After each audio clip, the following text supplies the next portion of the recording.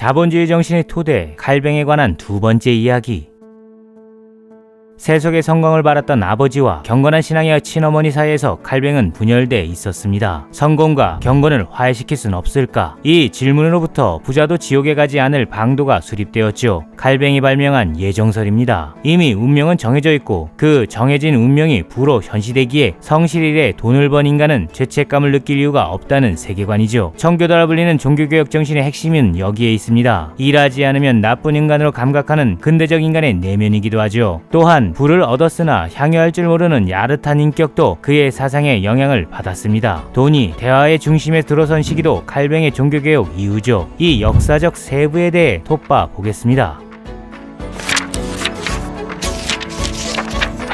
개신교로 회심한 칼뱅은 고향의 성직록도 전부 포기한 뒤 푸아티에로 갑니다. 담담한 도전이었죠. 비밀 동굴에서 횃불을 켜놓고 간소하게 예식을 행합니다. 이 검소함이 개신교의 무기였죠. 그들의 내심은 지나치도록 철저했고 참을 것이 많은 약자들은 그 힘에 기댔습니다. 이 힘이 칼뱅을 루터보다 강건한 영향력의 종교개혁가로 이끈 밑단이기도 하죠. 가톨릭 치안당국이 추적해오고 칼뱅은 도주했으나 가는 곳마다 사람들은 그에게 배움을 청합니다. 칼뱅은 이렇게 말했습니다. 은신처마다 학교가 되는구나. 칼뱅은 신교 세력의 유형을 체험하고 책을 쓰기 위해 법학을 공부했던 오를레앙으로 다시 갑니다. 완강한 지도자가 되려면 사상의 틀을 우선 구축할 필요가 있었기 때문이죠. 지식이 권력인 시대가 도래했으니까요. 영혼 불멸설 논박을 씁니다. 이 책에서 칼뱅은 사람이 죽으면 그 영혼이 최후의 심판 때까지 잠을 잔다고 믿는 가톨릭 세력들을 논박하죠. 영혼은 몸을 떠났어도 살아있다고 주장했습니다. 성직자의 역할을 최대한 줄이겠다는 정치적 의도였죠.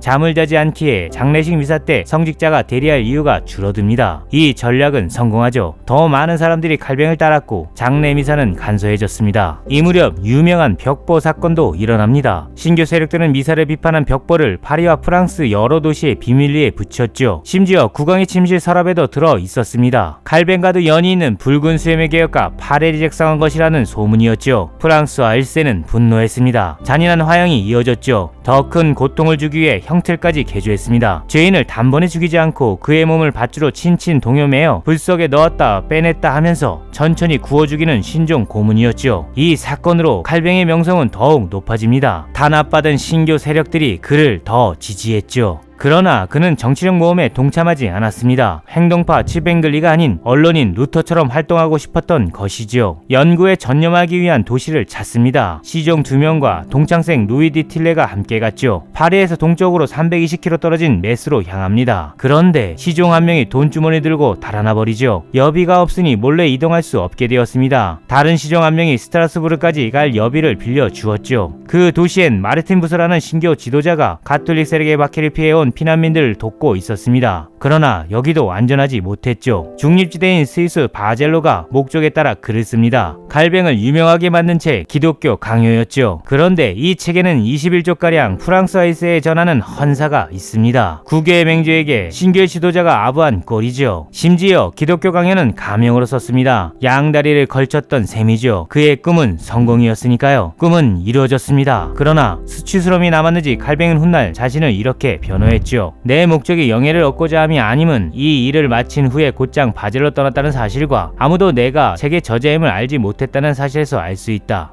글쎄요. 그렇다면 왜 프랑스와 1세에게 헌사를 쓴 것일까요? 바젤에서 가톨릭으로 다시 회심한 에라스무스를 만나 조언을 구했다는 기록도 있는데 신교의 확실성을 장착하고 있었다면 이렇게 행동한 이유는 또 뭘까요? 반복컨대 칼뱅은 분열돼 있었습니다. 책이 성공하고 명성에 올라가자 명사들과 인연이 깊어지죠. 영향력이 강력한 인물도 만납니다. 여자가 국왕이 될 수 없다는 살리카법이 아니었다면 프랑스 통치자가 되었을 루이 14의 딸 르네 공주였죠. 정치적인 이유로 르네는 당대 가장 강력했던 합스부르크 왕가의 카를 5세와 투도 왕가의 할리오 8세와 약혼한 일이 있었는데 같은 이유로 페라라의 헤리클레스 공작과 혼인합니다. 헤리클레스는 교황 알렉산드르 6세의 손자였죠. 르네상스를 일으킨 이탈리아답게 페라라의 궁정생활은 화려했습니다. 난쟁이, 원숭이, 앵무새까지 동원해 만찬을 즐겼죠. 그러나 르네상스의 해는 저물었습니다. 페라라 궁전은 겉으로 화려할 뿐 붕괴의 조짐이 보였고 곳곳엔 곰팡이까지 피어 있었죠. 이 궁정에서 르네는 신교의 핵심 인물이자 칼뱅에게 예언을 했던 노교수 르페브르와 사촌 마르가리타를 통해 신교를 배웁니다. 벽보호 사건의 가담자이자 프랑스의 첫 근대시인이라 불리는 클레멍 마로도 데려왔죠. 칼뱅도 이곳으로 갑니다. 1536년 27세 때 일이죠. 자리를 잡고 싶었습니다만 헤르큘레스 공장은 신교 세력의 은거지로 제 궁정이 활용되는 꼴을 그냥 두지 않았습니다. 이단자들을 색출했죠. 칼뱅은 또 떠나야 했습니다. 어디로 갈 것인가? 고민이 깊었죠. 이 무렵 프랑스 1세가 신교들을 개종시키려는 의도에서 6개월의 말미를 준다고 공표합니다. 신교 중 다수는 중상주의 부르주아들이었고 왕은 그들의 기술력과 돈이 필요했던 것이지요. 그런데 이 6개월을 활용해 신교들은 합법적으로 재산을 정리하고 파리를 떠나버립니다. 칼뱅도 그 무리 중 하나였죠. 동생 안투안을 법적 대리인으로 삼아 자산들을 정리합니다. 우분누이 마리아도 제외했죠. 이 둘은 평생 칼뱅의 곁을 지킵니다. 누아형 사람들은 칼뱅의 가문이 망했다고 여겼습니다. 형 샤를도 루터파에 가담하다가 병으로 일찍 죽었죠. 프랑스에선 개신교가 득세한 역사가 짧습니다. 혁명 후에도 개신교는 맥을 못 쳤죠. 왜인가? 그들은 급박한 새로움이 망가진 전통보다 더 위험할 수 있다는 점을 압니다. 지난 시간에 말씀드렸던 바처럼 이와 같은 보수성이 프랑스의 힘이죠. 자유와 혁명의 국가이지만 프랑스의 가정교육은 여태 다른 나라들에 비해 엄격합니다. 전통은 인간의 영광을 완전히 망가뜨리진 않지요. 갑갑하지만 하지 말아야 할 금기가 존재하기 때문입니다. 옛것을 낡은 것이라 치부하는 우리들의 조급한 감성은 수정돼야 할 습관입니다. 새 것이 더 보수적일 수 있으며 오래된 전통이 더 혁신적일 수 있지요. 역사적 문제는 객치화된 객관의 시간이 아니라 그 시간을 부릴 줄 아는 사람들의 수준입니다. 이제 칼뱅은 누이와 동생까지 책임지며 살아갈 장소를 수색합니다. 스트라스부르로 가고자 했죠. 프랑스의 최고 피난처였습니다. 레비나스와 낭시가 공부했던 그곳이고 알펑트 도세의 마지막 입세의 배경인 그곳이죠. 프랑스와 독일의 접경지 알자스 로렌 지방입니다. 칼뱅은 인사협자들이 많기로 유명한 리옹을 지나 남쪽으로 내려가 스트라스부르로 들어가려 했습니다만 예정된 날에 스위스 로장까지 다다르길 바랐으나 일정이 틀어지자 레망호수 서쪽 끝에 있는 제네바에서 하룻밤을 보내기로 결정했죠. 이 우연한 계기가 종교개혁의 가장 큰 사건을 일으킵니다. 파리에서 연이 있었던 붉은 수염의 신교혁명가 파레를 만난 것이죠. 에라스무스는 그를 이렇게 표현했습니다. 내 생에 그토록 대담한 사람은 본 적이 없다. 파레는 제네바에서 종교개혁을 함께하자고 칼뱅을 협박합니다. 결코 권유가 아니었죠. 그는 전사였으니까요. 이렇게 말했습니다. 고작 연고를 핑계로 내세워 우리를 도와 이 하나님의 일을 하지 않는다면 하나님께서 당신을 저주할 것이요. 강직하지 못한 칼뱅은 제네바에 머물기로 합니다. 재밌는 점은 파렐이 바랬던 바도 이와 같았다는 것이죠. 파렐은 칼뱅의 세심함을 필요로 했습니다. 제네바 사람들의 기질을 고치기 위해선 강령과 지침을 세련되게 수정해야 했는데 파렐에겐 그 능력이 부족했죠. 반복컨대 그는 전사였으니까요. 당시 제네바인들 중에는 소위 인문주의자라 볼 만한 르네상스적 인물들이 많았습니다. 자유를 최고의 가치로 받던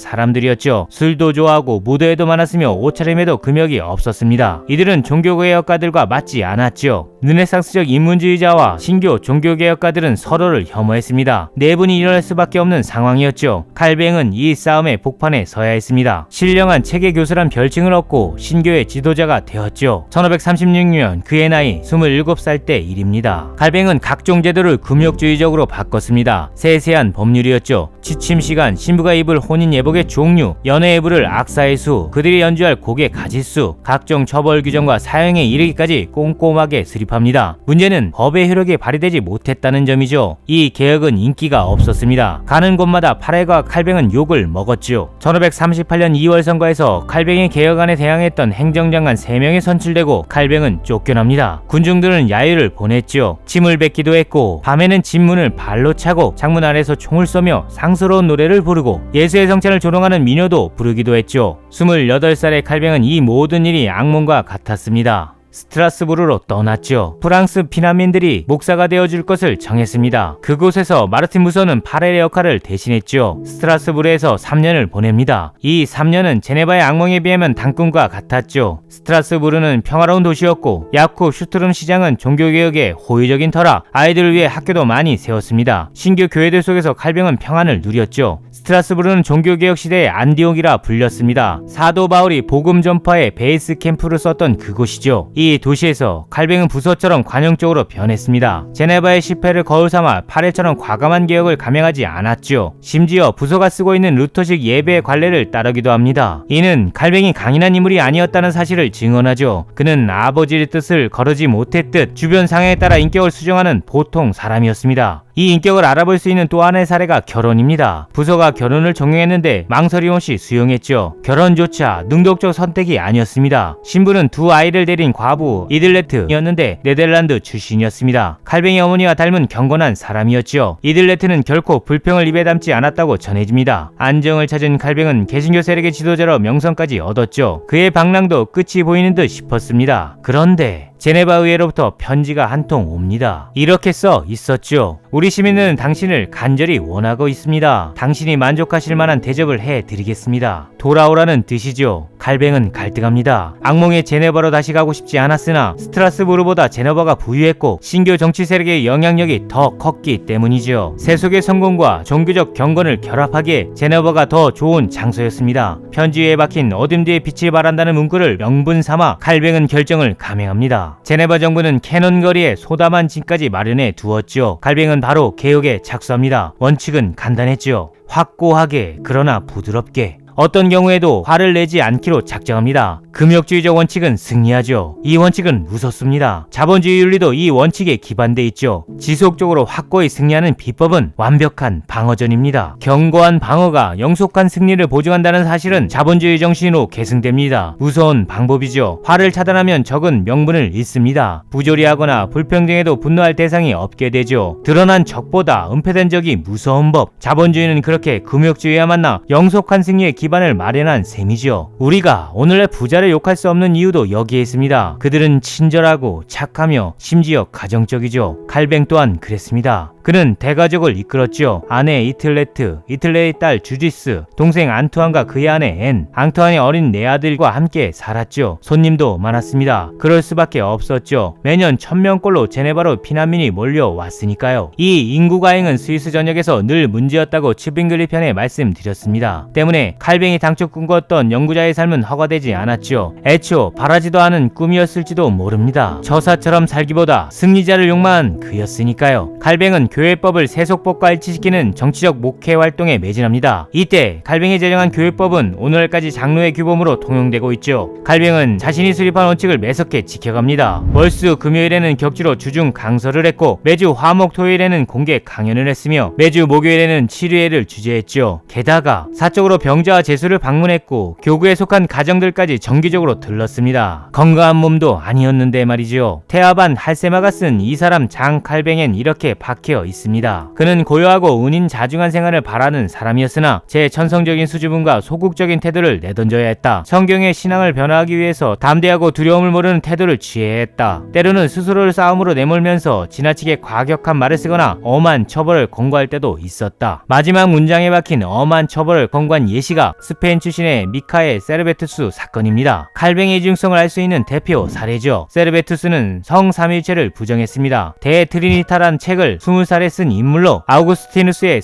성삼위일체설인 온도 트리니티를 부정했죠. 사실 삼위일체로는 성서에는 없는 이야기입니다. 세르베투스는 이 점을 공격한 것이죠. 이 책은 1531년 스트라스부르에서 출간되었고 이내 금서가 됩니다. 신교 지도자들은 이을 모아 이 책이 신속 모독이라 주장했죠. 루터, 멜라니턴, 부서, 블링거, 츠뱅글리 모두 그렇게 말했습니다. 스페인 종교재판소도 난리가 났죠. 사제인 그의 형을 보내 그를 설득하라는 명까지 내립니다. 그런데 세르베투스는 신춘을 기물했습니다. 미셸 드 빌레브라는 가명으로 20년을 삽니다. 세르베투스는 20대 시절 칼뱅과 만나기로 약속했었으나 나타나지 않았던 과거도 있었죠. 세르베투스는 영민하게 살아냅니다. 리옹에서 세계 지도를 편집했고 파리에서 의학까지 공부했죠. 그는 처음으로 혈액의 우심실에서 폐로 들어가 그곳에서 공기를 축적한 후에 다시 좌심실로 들어온다는 학설도 내놓습니다. 그때까지 혈액은 양쪽 심실 사이의 벽을 통과한다고 여겼었죠. 이 의학적 사실을 주장한 책 이름이 그리스도교의 재건인데 훗날 윌리엄 하비에 의해 회생합니다. 지리학과 천문학을 강의하기도 했고 화성의 월식도 연구했습니다. 점성술에도 대가였기에 12년간 리옹 근처 비엔에서 신분을 숨기고 평화롭게 살았죠. 그는 모범적인 가톨릭 주정자였고 대주교의 유력한 친구였으며 르네상스인다운 면모의 인물이었습니다. 이 세르베투스가 잡혔습니다. 그러나 그는 탈옥했죠. 그리고 제네바에 왔던 것입니다.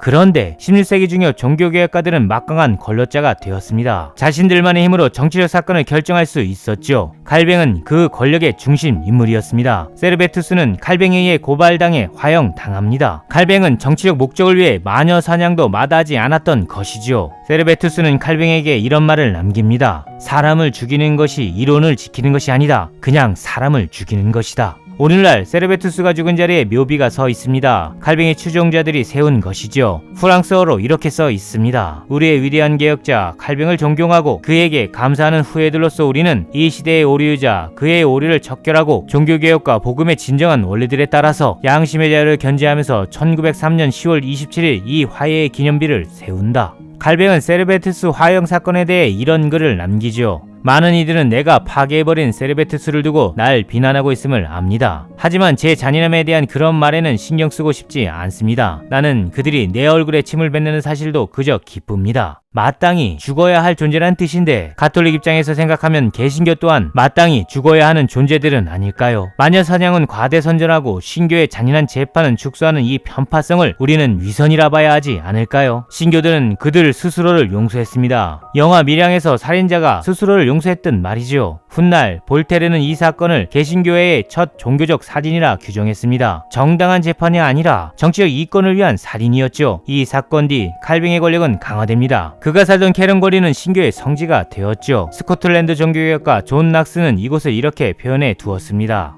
사도시대 이래로 이 땅에 존재하는 가장 완벽한 그리스도의 학교다. 1559년 그는 스코틀랜드로 돌아가 장로교회의 발상지로 만듭니다. 이 장로교회가 잉글랜드로 수출되고 그 장로의 사람들이 종교 탄압으로 미국으로 들어가 오늘날 미국 주류가 된 것이죠. 그들이 바로 청교도들입니다. 칼뱅이 정립한 엄격한 법률을 따르는 이들이었죠. 이 법률들이 오늘날 우리의 법률에도 영향을 주고 있고 심지어 도덕적 잣대가 되어 버렸죠. 칼뱅은 마지막 과업을 달성합니다. 제네바 대학을 세운 것이죠. 그는 새로운 기독교의 최고 사령관이 된 듯 했습니다. 대학은 성공적이었죠. 제네바 대학생들은 소르본 대학의 박사들처럼 말할 수 있다는 소문까지 퍼집니다. 그러나 칼뱅은 선인도 위인도 아니었죠. 예컨대 1562년 53세의 칼뱅은 제네바를 떠났는데 가족의 두 번째 간통사건 때문입니다. 1557년 동생 안투안의 아내 앤이 칼뱅의 곱사등의 아이인 피에르와 바람이 났죠. 피에르가 칼뱅의 물건을 훔쳐왔다는 사실도 밝혀집니다. 앤은 추방되고 안투안은 이혼한 뒤 재혼하죠. 그리고 이들레트의 딸 주디스 사건이 또 터집니다. 주디스는 6년 동안 결혼도 하지 않고 애정을 나눴습니다. 칼뱅은 제 식구들조차 구명주의적 청교도로 설득해내지 못했던 셈이죠. 욕망에 대한 그릇된 터부는 더 천박한 욕망을 부릅니다. 차라리 르네상스 시기 가톨릭처럼 예술을 승성하고 문화를 세련되게 가꾸는 것이 낫지 않을까요? 문명 속에 물만 서두에 프로이트는 이렇게 주장했습니다. 사람들이 통상 그릇된 평가 기준을 사용한다는 인상, 즉 자신을 위해 권력과 성공 그리고 부를 추구하고 타인이 소유한 그것들을 높이 평가하면서 삶의 참된 가치를 과소평가한다는 인상을 피하기란 불가능하다. 이 주장에 따르면 칼뱅은 권력을 추종하기 위해 삶의 참된 가치인 제 공동체의 문제엔 소홀했던 셈이지요. 단언컨대 종교개혁은 정치 행위였습니다. 프로이트는 종교적 태도의 근원은 유아기의 무력감이라고 했는데 칼뱅에게 신교 지도자의 욕망을 키운 것은 세속적 성공을 바라는 아버지와 경건한 삶을 추구하는 어머니 사이에서 보냈던 유아기의 분열된 무력감 탓은 아니었을까요? 금욕주의적 정치인을 성인으로 추앙하는 분위기는 소고돼야 합니다.